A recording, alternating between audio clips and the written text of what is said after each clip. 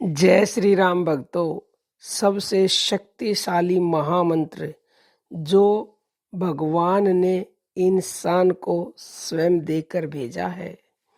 तो भक्तों, जो भगवान ने दिया है वो तो शक्तिशाली होगा ही, और इसीलिए उसको महामंत्र कहा जाता है। भक्तों, जितने भी मंत्र आए हैं ये सब उस मंत्र के बाद के हैं। वो मंत्र सबसे प्राचीन मंत्र है जो भगवान ने हर इंसान को दिया है, लेकिन इंसान उस मंत्र का महत्व जानता ही नहीं। क्योंकि जो चीज़ फ्री में मिल जाती है ना, वो फिर उसका महत्व नहीं जानता। क्योंकि जब मेहनत से जो कमाई जाती है तो उसका उसको बड़ा ही महत्व लगता है, और वो उसको खर्च करने में भी घबराता है कि मेहनत की कमाई ये तो। लेकिन ये वस्तु तो भगवान ने फ्री में दे दी, और वो फिर बेचारा व्यक्ति जानता भी नहीं है।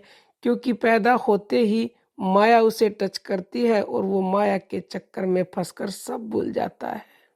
जब बच्चा गर्भ में होता है तो वो अनेक प्रकार की पीड़ाएं सहन करता है, यातनाएं सहन करता है, और भगवान से उल्टा लटका हुआ प्रे करता है कि हे भगवान, तू मुझे इस नरक से बाहर निकाल दे। मैं तेरी आजीवन भक्ति करूंगा, सारी जिंदगी तेरा नाम जपूंगा। लेकिन भक्तों, जब बच्चा गर्भ में होता है तो उसके अंदर श्वास नहीं होता, उसके अंदर धड़कन होती है। लेकिन जैसे ही वो बाहर निकलता है ना, तो वहां पे भगवान उसको श्वास देता है बाहर निकलते ही, और श्वास देते ही वो मंत्र उसको दे दिया जाता है जो ब्रह्मांड का सबसे शक्तिशाली मंत्र है, श्वास। ये भगवान ने दिया है स्वयं पैदा होते ही। लेकिन जैसे ही वो बाहर निकलता है ना, श्वास मिलने के साथ ही, माया के टच करते ही, वो ये भूल जाता है कि उसने भगवान से क्या वादा किया है। भूल गया और मोह माया के चक्कर में पड़ गया। सारी जिंदगी माया माया, धन दौलत, ये काम वो काम, और वादा याद ही नहीं रहता। भगवान ने वो मंत्र हमें इसीलिए दिया है पैदा होते ही, कि हम अपने लक्ष्य को प्राप्त करें। हम जाने कि हमें ये मंत्र किस लिए दिया है। क्योंकि जब पैदा होते ही हमें सांस मिलता है, और जब हम मरते हैं तो ये सांस हमसे ले ली जाती है वापिस। जब मरते हैं तो ये प्राण निकल जाते हैं। तो इस मंत्र का देने का उद्देश्य, यानी कि ये जो मनुष्य देह है, ये देह तो सिर्फ एक साधन है भक्तों। तो भगवान ने जो ये दुर्लभ देह हमें दी है, ये श्वास रूपी जो महामंत्र हमें दिया है, इसको हमें जानना है, और जानने के बाद ही हम उस परमात्मा को प्राप्त कर सकते हैं। तो आप अपनी श्वासों का जप करना सीखे, उनका ध्यान करना सीखे, जिसको अजपा बोलते हैं। क्योंकि ये प्रतिदिन हर पल हमारी श्वासें चल रही हैं। एक दिन में 24 घंटे में हम 21,600 श्वास लेते हैं। अगर हमने अपनी श्वास का ध्यान नहीं किया तो सारी सांसें व्यर्थ जा रही हैं।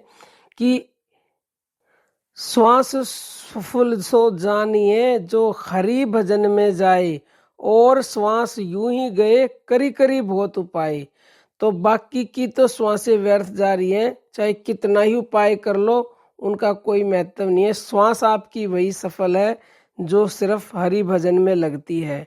भक्तों का भरोसा दे का विनसी जाए छिन माही, श्वास श्वास सुमरिन करो और जतन कछु नाही। तो ये जो श्वास रूपी महामंत्र दिया है, और ये गुप्त मंत्र है भक्तों, इसको आप ही स्वयं सुन सकते हो। इस मंत्र को, इसका ध्यान किया जाता है। कहने को जप बोला जाता है, लेकिन वास्तव में इन श्वासों का ध्यान का मतलब वो जो श्वास चल रही है बस उसको देखना है। अब उसको हमारे श्वासों में प्राकृतिक ध्वनि जो आती है, जब हम ऊपर श्वास लेते हैं सो की आती है, और नीचे जब हम छोड़ते हैं हंग की ध्वनि आती है। यही सोहंग सोहंग, इसको सोहंग बोला जाता है। यानी कि हंस नाम का हमारे शरीर में प्राणी है, और हंस का उल्टा ही सोहंग होता है। तो यही हंसो सोहंग सोहंग हंसो बार बार उल्टा होता रहता है, हंसो सोहंग सोहंग हंसो। तो भक्तों, आप इसका ध्यान करें और इस मंत्र से लाभ उठाएं, तो ही आपका लक्ष्य सफल होगा। लक्ष्य है परमात्मा को इसी जन्म में पा लेना। बाकी भक्तों, अर्जी हमारी है और मर्जी आपकी है। और भक्तों, जो इस मंत्र का ध्यान कर लेगा जो भगवान ने दिया है वो अपनी हर मनोकामना इसी जन्म में पूरी कर सकता है, चाहे वो सांसारिक है, चाहे वो आध्यात्मिक है, चाहे वो ईश्वर प्राप्ति की है, क्योंकि इससे बढ़कर कोई भी मंत्र न था, न है और न ही होगा। अब हम अपनी वाणी को विराम देते हैं। जय श्री राम।